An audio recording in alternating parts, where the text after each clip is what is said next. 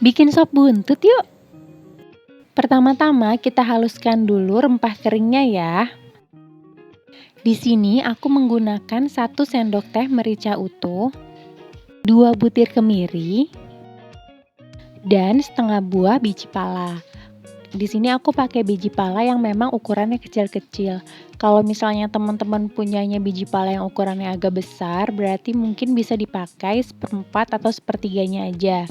Ketiga rempah kering ini kita blender dulu sampai halus.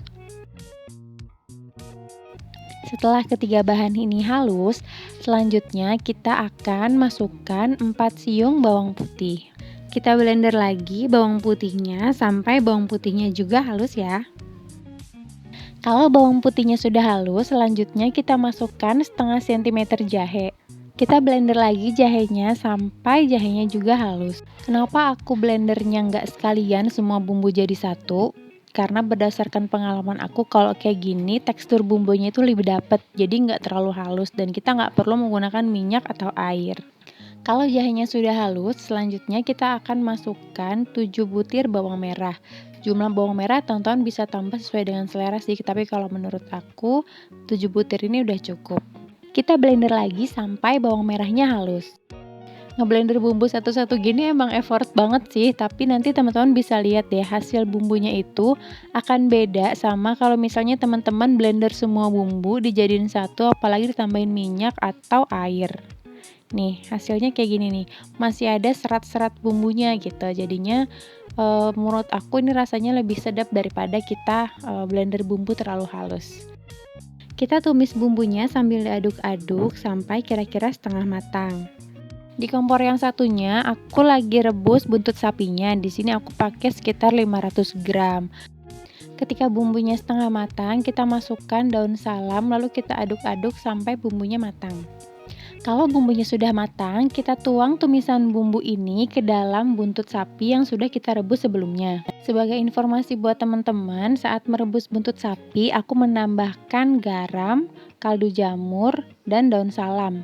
Ini direbus sampai tingkat keempukan yang teman-teman suka. Karena di rumah ada anak-anak, jadi aku rebus buntut sapinya sampai benar-benar empuk. Itu kurang lebih 1,5 sampai 2 jam gitu. Jadi kalau misalnya teman-teman gak suka yang terlalu empuk, bisa dikurangi aja waktunya.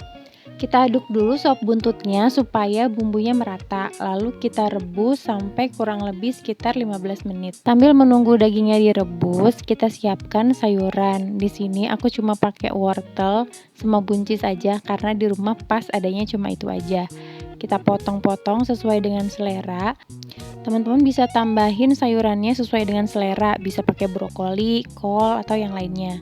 Kita iris juga masing-masing 1 batang daun seledri dan daun bawang. Dipotong-potong sesuai dengan seleranya teman-teman. Biar sopnya terasa segar, kita tambahkan setengah buah tomat. Karena aku masaknya cuman buat 1 kali makan, jadi di sini setengah buah tomat aja cukup. Sayuran yang udah kita persiapkan tadi kita masukkan ke dalam rebusan daging. Karena wortel ini teksturnya lebih keras, jadi kita masukin duluan supaya nanti matangnya bisa bareng. Aku rebus wortelnya kurang lebih sekitar 5 menit. Kalau udah 5 menit, kita masukkan buncis, lalu kita rebus lagi buncisnya sampai sekitar 2 atau 3 menit aja. Karena di sini aku menggunakan kuah dari rebusan buntut yang tadi udah direbus kurang lebih 1,5 sampai 2 jam. Kuahnya jadinya agak terlalu pekat, makanya di sini aku menambahkan kurang lebih 1 gelas air supaya rasa si kuahnya itu lebih ringan. Kalau sudah ditambahkan air, kita masak lagi sop buntutnya sampai kuahnya mendidih. Karena tadi di rebusan buntutnya udah pakai garam sama kaldu jamur, jadi sekarang kita tinggal cicipi aja dan koreksi rasa. Kalau misalnya dirasa kurang garam, teman-teman bisa menambahkan garam secukupnya sesuai dengan selera teman-teman. Dan di sini aku juga menambahkan gula pasir untuk penyeimbang rasa garamnya. Kita cicipi lagi sop buntutnya apakah rasanya sudah pas atau belum. Kalau rasa kuahnya sudah oke, terakhir kita masukkan potongan tomat dan juga irisan daun bawang seledri yang sudah kita persiapkan tadi. Kalau tomat dan daun bawang seledri sudah dimasukkan, jangan direbus terlalu lama ya, cukup 1 sampai 2 menit aja supaya tomatnya masih terasa segar. Final check, kita cicipi lagi rasa sop buntutnya. Kalau rasanya sudah oke, kita matikan kompornya, lalu kita tuang ke mangkuk saji. Kalau teman-teman lihat, ini buntut sapinya udah kelihatan empuk banget.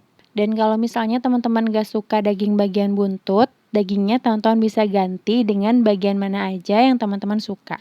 Yang penting dagingnya udah teman-teman rebus dulu, jadi nanti pas masak nggak terlalu lama. Ini sudah kita angkat semua, dan jadi deh sop buntutnya. Selamat mencoba ya!